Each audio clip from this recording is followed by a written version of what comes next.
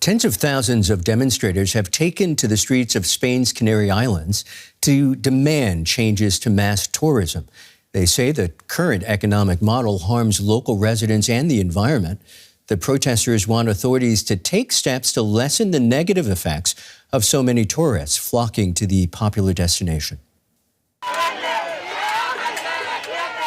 The Canaries have a limit.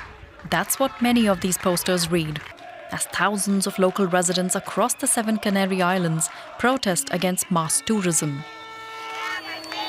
What we hope is that this demonstration will be historic.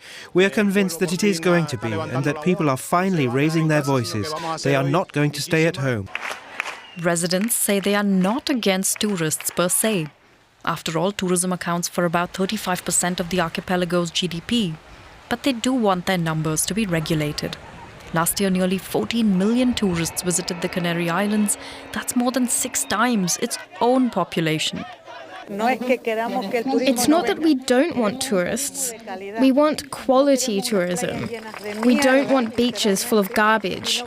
And we don't want housing blocks all over the islands either. Activists say that tourism projects like luxury hotels are at times illegal and they destroy natural habitats. 2 projects in southern Tenerife have been particularly contentious. All of this resentment is also driven by dissatisfaction with present living conditions. People complain of low wages, limited water supplies, and a housing crisis.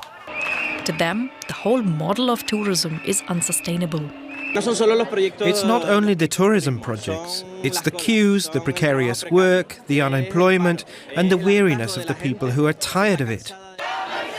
Protesters also want the government to consider imposing a tourist tax that might discourage visitors and bring in revenue to improve the lives of local residents.